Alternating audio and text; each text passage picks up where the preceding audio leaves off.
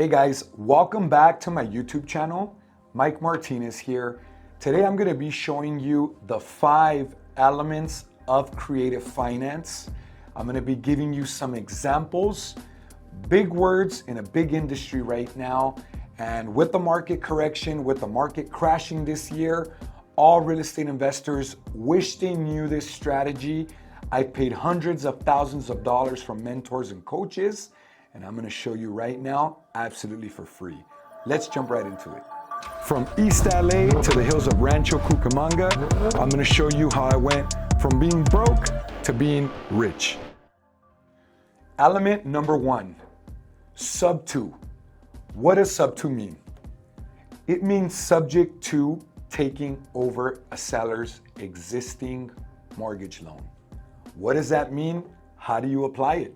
If a seller is distressed, if they're having trouble making their mortgage payments, if they're falling behind, if they're going into foreclosure, or they simply need to move for any reason, they don't have any equity in the property and they're on time constraints, they need to sell their property fast. They may be open to this strategy.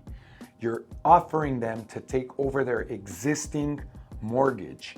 When will this work and when will it benefit you?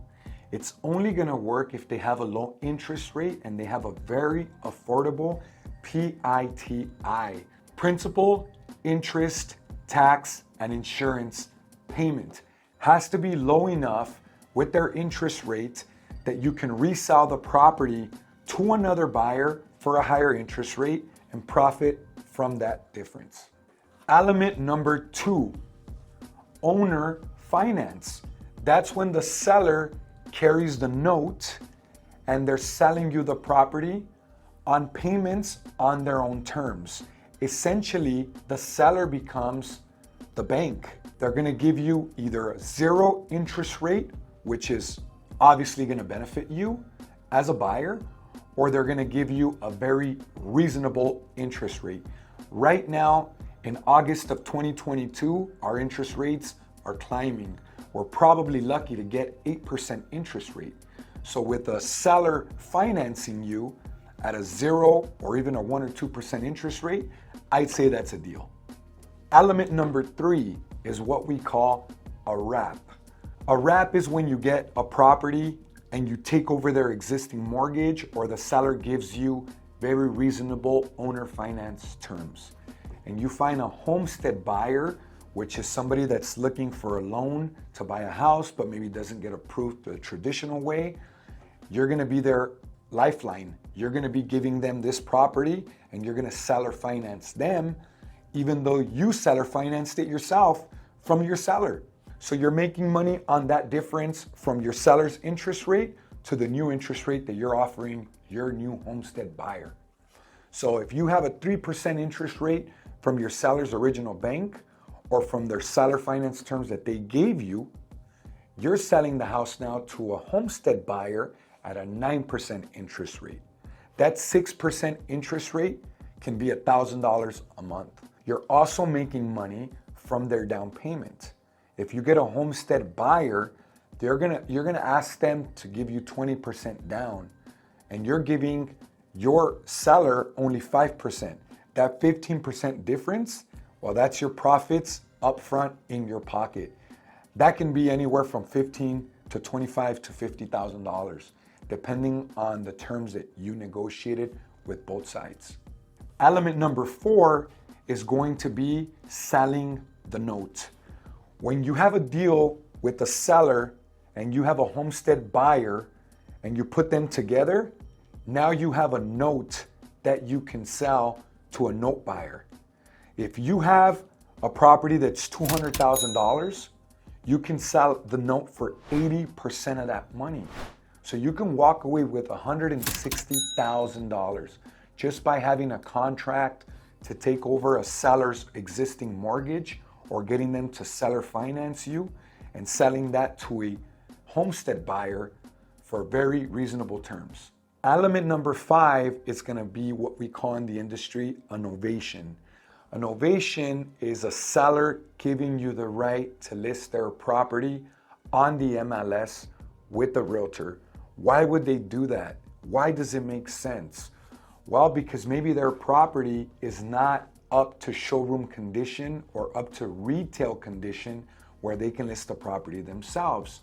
So we offer them the opportunity to have us invest in their property in order to get it up to retail condition to where we can sell it to a retail buyer on the MLS. And when they bring in their bank, it will pass the appraisal. Most properties, even if they're in great conditions, still need some sort of repairs or minor upgrades in order to be sold to a retail buyer that's getting a bank loan in order to pass the appraisal. Let me give you 3 examples how I've used creative finance recently and how I'm going to continue to use it and scale my business dramatically. Example number 1, Winchester, Tennessee. I gave a lady that needed to relocate from one city in Tennessee to another, which was about 30 minutes away. I gave her $20,000 to walk away from the property, taking over her existing mortgage of $1,100 a month. She only owed $200,000 to her mortgage bank, and the property was worth potentially $350,000. So with me giving her 20 grand and the 200,000 that she still owes the bank, I was in at $220,000 with a property that's potentially worth $350,000. I invested $30,000 into renovating the property and bringing it up to showroom condition. I was able to sell that property just a couple of months ago for $340,000, even with the market crashing. We're estimated to bring in potentially, after holding costs, after renovation fees, after realtor fees, and all closing costs, we're estimating a $30,000 to $40,000 of net profits on that deal. Example number 2, this works very well with foreclosures. We have a client out in Arizona that is on the verge of being foreclosed on and actually property being auctioned off. He owes $200,000 on his mortgage. His property is worth potentially $350,000. We're giving him $10,000 to cooperate with us, walk away. We're paying $37,000 in all of the mortgage payments that he's been behind the last year.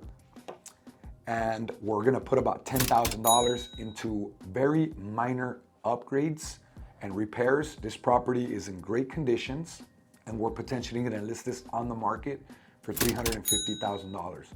Estimated profit is gonna be $100,000 on this deal.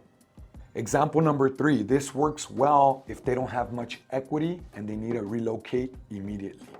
There's a property in Oklahoma, lady owes $200,000. Property's estimated to be worth about $240,000. Now, why does this make sense? Because she has a very low interest rate. Her monthly payments, mortgage payments, are only $1,000 a month. We're giving her $10,000 to walk away from the property. I'm gonna get a homestead buyer to come in because the property is in very great conditions. They're gonna give me 20% down payment, which comes out to about $40,000, giving me an upfront profit of $30,000. I'm getting $40,000 down, I'm giving her 10 grand to walk away, leaving me a $30,000 upfront profit. I'm also gonna give my new homestead buyer mortgage payments of $2,000 a month, knowing that my seller has a $1,000 mortgage payment, which is now giving me a cash flow of $1,000 a month. So I'm making $30,000 right up front and $1,000 a month for the next 30 years. Those were the 5 elements of creative finance and why it's so popular in this industry and how we're using it aggressively in our business to scale quickly and build a portfolio for our investment company. I've also given you 3 powerful examples of how you can be successful using this strategy. If you're ready to go out there and start getting a bunch of creative finance deals, make sure you like, subscribe, comment below. I want to hear all about it. Until next time, guys, let's get it.